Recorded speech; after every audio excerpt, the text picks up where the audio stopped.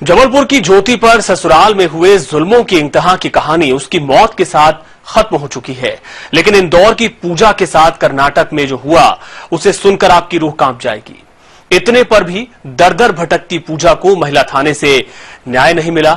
आखिरकार प्रधानमंत्री कार्यालय को शिकायत के बाद कोर्ट को मामला दर्ज करना पड़ा। नकाब के पीछे चेहरा छुपाती पूजा ने ऐसा कुछ नहीं किया कि उसे शर्म आए, पर उसके साथ जो जुल्म हुआ उसे बताते भी किसी को शर्म आ जाए। 2012 में कर्नाटक के बेल्लारी जिले के कोट्टूर गांव में पूजा की शादी हुई।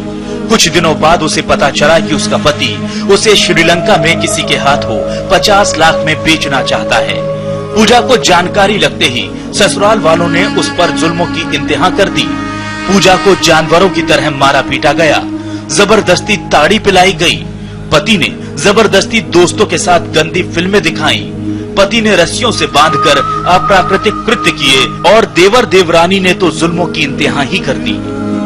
जैसे ही पीड़िता को इस बारे में पता चला, पीड़िता ने वहाँ पे विरोध करना शुरू कर दिया। उसके बाद से ये लोग उसके मारापीटी करने लगे, दिन रात भूखा रखने लगे। भूखा रखने के साथ में ही इसको ताड़ी तक पिलाने लगे। ताड़ी पिलाने के साथ में इसके पति ने इतनी निर्दयता कर दी कि मालू जो साउथ इंडियन गंदी मूवी होती है, उन मूवी को इसके साउथ इंडियन दोस्त कन्नड़ दोस्तों के साथ में बिठा के उसको साउथ इंडियन मूवी दिखाता था। साथ में इसके दोनों हाथ पर नारियल की रस्सी से बांध के साथ में गंदा काम करता था। गंदे तरीके से, पाश्चात्य प्रकृति की तरीके से, वेस्टर्न पैटर्न से करता था, जिससे उसको आसानी पीड़ा होती थी। साथ में ही इसको भूखा रखते थे। भूखा रखने के बाद में इसके देवर और देवरानी के कहने पर इसको इसके मासिक धर्म के दौरान रस्सी कुचवाते थे, जिससे इसका अंतर में जो प्राइवेट पार्ट पूरा लघु लगाने लगा। जैसे तैसे पीड़िता अपनी मां की मदद से वहां से जान बचाकर इंदौर पहुंची। महिला थाने में कई बार शिकायत की, पर कोई कार्रवाई नहीं।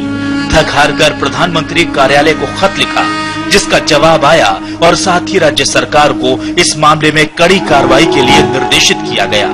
इस बीच पीड़िता ने कोर्ट की शरण ली और कोर्ट ने मामला दर्ज कर आरोपियों को 14 अगस्त तक अदालत में पेश होने को कहा है। अब पूजा केवल और केवल मुक्ति चाहती है।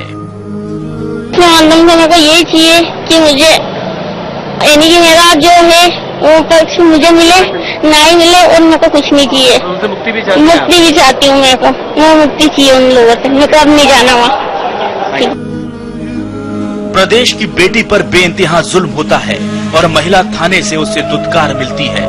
गनीमत रही कि प्रधानमंत्री कार्यालय से पीड़िता को मदद मिली, लेकिन महिला अपराधों के मामले में बदनाम मध्य प्रदेश के शासन और प्रशासन को शायद इन बातों से कोई फर्क नहीं पड़ता।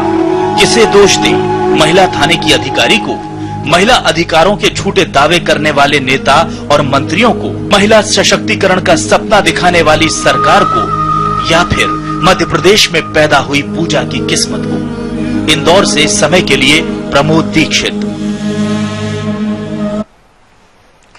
बैतूल के गांव में सांप के काटने से एक महिला की तो मौत हो ही गई, लेकिन सांप के काटने के बाद भी उसका दूध पीने वाले उसके दुधमुहे बच्चे की भी हालत खतरे में है। डॉक्टर इस वक्त बच्चे को बचाने में जुटे हुए हैं। एक मां का दूध ही उसके दुधमुहे बेटे के लिए जहर बन गया। मुल्ताई के सांडिया गांव की एक महिला बबली को रात में सोते समय सांप ने काट लिया। उस समय उसका एक बच्चा उसका दूध पी रहा था।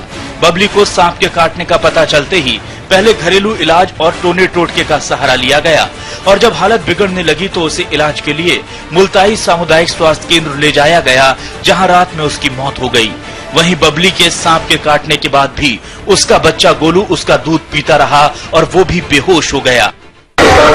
ऐसा हुआ था, नाइट में सो रही थी, 2 बजे नाइट को सिराने के नीचे सर पाया, उसने काट लिया। उसके बाद में उसने बच्चे को दूध पिलाया तो वो बेहोश हो गया।